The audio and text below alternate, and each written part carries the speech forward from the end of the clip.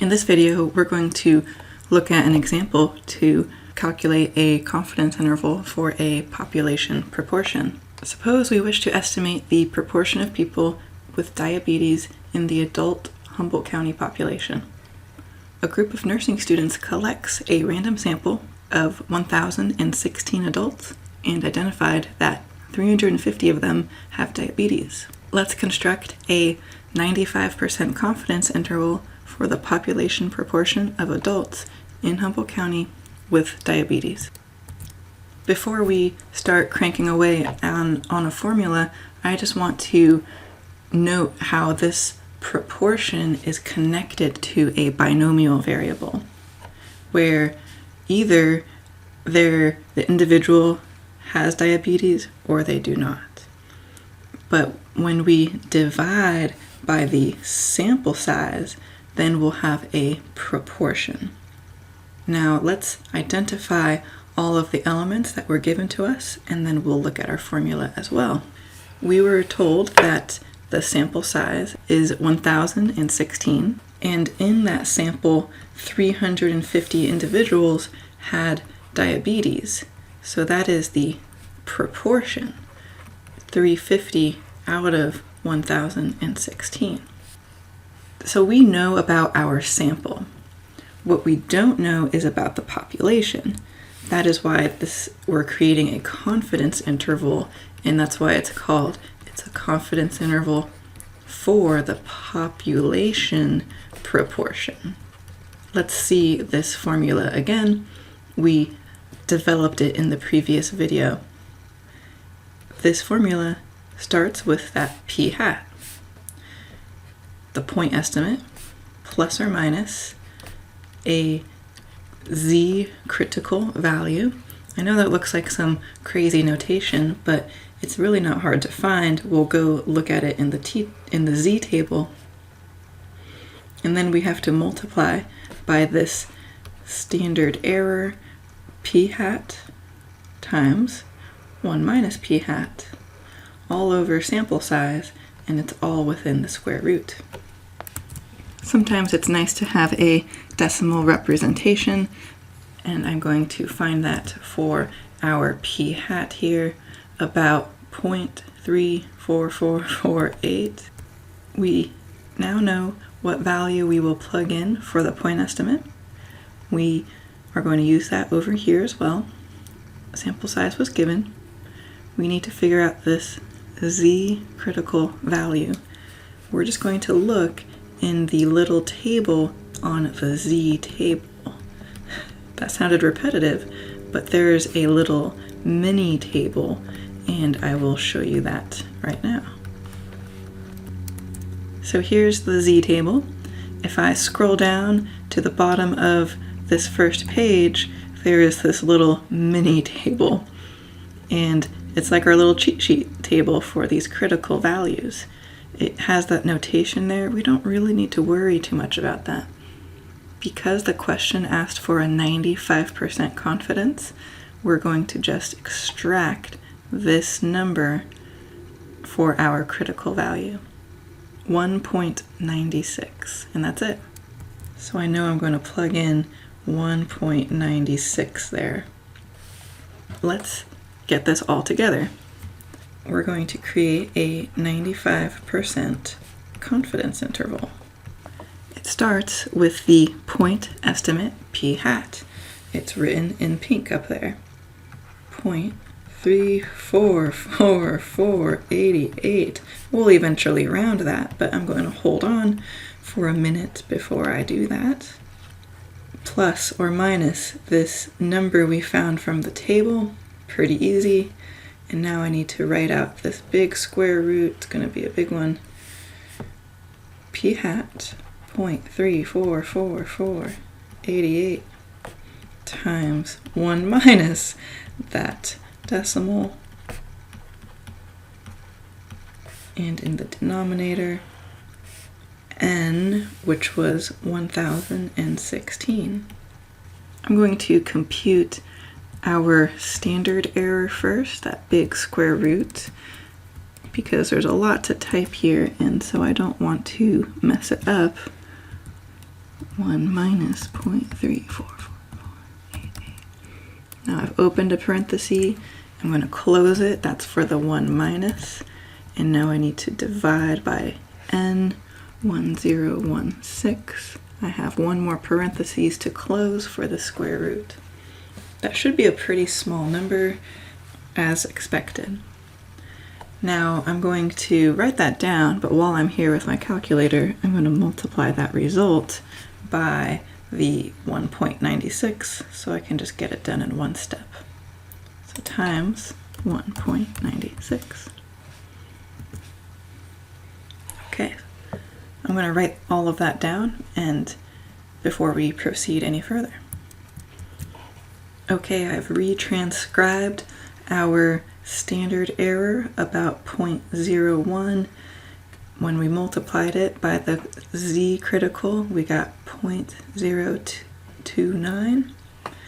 And we are in the stage where we've got the point estimate plus or minus the margin of error.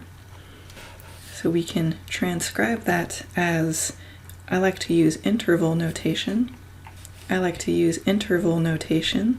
We put the smaller number on the left when we do the subtraction.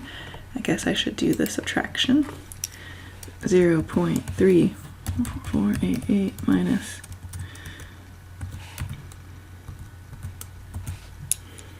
that is our lower bound, and the upper bound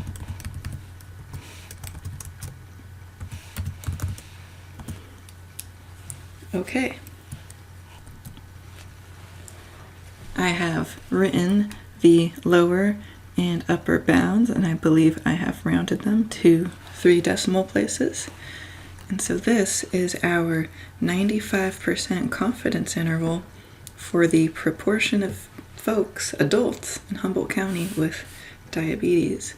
We could have also written this as in percent form if we had done maybe 31.5% up to 37.4%. That's also acceptable. I would like to take a minute to provide an interpretation of this confidence interval. We have these procedures so that we can estimate or learn about population parameters. We do not know the value of the proportion, P, right? That's the proportion of adults in Humboldt County with diabetes.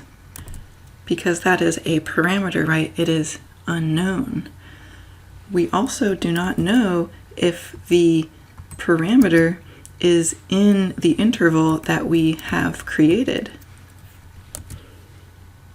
We don't know if truly about 31.5% up to 37.4% of people have diabetes in Humboldt County. We do not know that. In our sample, we saw that about 34% of folks had diabetes. And we're using that to estimate what the population parameter could be. But we don't know what it is. But this is why we say we are 95% confident in our results. We would say we are 95% confident that, I'll be more explicit, the proportion of adults in Humboldt County is between 31.5% and 37.4%, and that's the proportion with diabetes. Let's do another example utilizing our same information here, but this time let's construct a 99% confidence interval for the proportion of adults in Humboldt County with diabetes. Let's see how this change in the confidence level is going to impact our calculations. I'm going to scroll up just a bit. Looking at the formula, the p hat, the sample proportion, will not be affected. Therefore, sample size is not affected, p-hat not affected. The only thing that's going to be altered is this z-table critical value. So let's go look it up in our z-table. With 95% confidence, we used 1.96, but this time with 99%, we will use 2.575.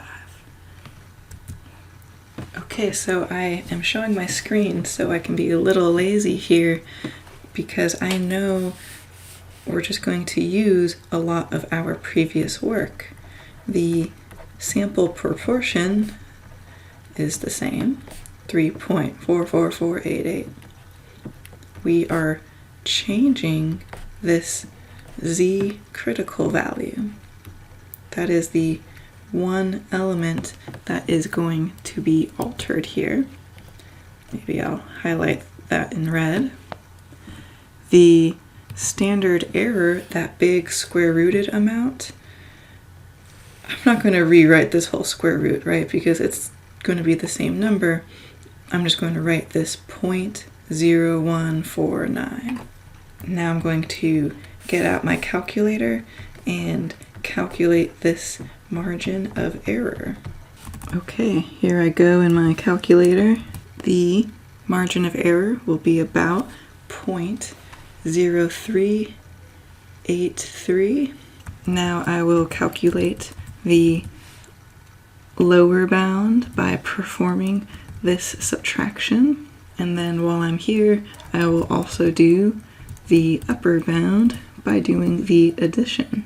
Let's write our result in interval notation. I believe I have rounded to 3 decimal places appropriately, and let's put that in a box.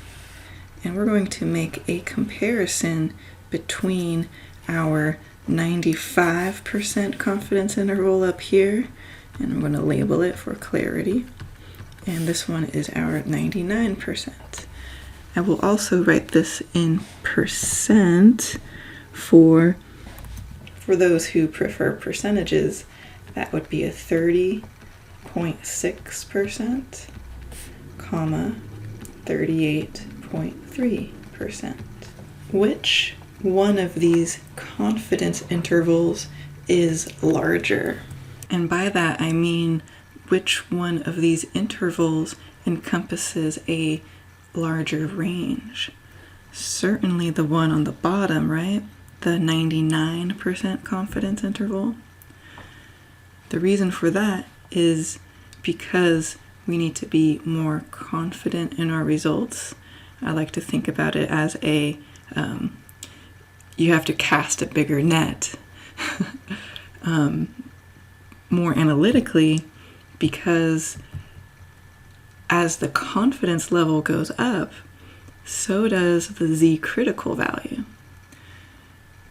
When we did the 95% one, yeah, it was a 1.96, and then we redid it and got 2.575. So that z critical goes up, which gives you a bigger margin of error. More conceptually, if this helps, with the z distribution, we think about 95% confidence. I'll draw in red here, 95. That critical value is that tick mark, and it was a 1.96. Let's compare that in yellow here to 99%. That tick mark would have to be further out, right? And it certainly was. It was a 2.575. So maybe that helps with our understanding of why if all other things are equal, a larger confidence level will result in a larger confidence interval. So we've done a couple examples now utilizing this formula for creating a confidence interval for a population proportion.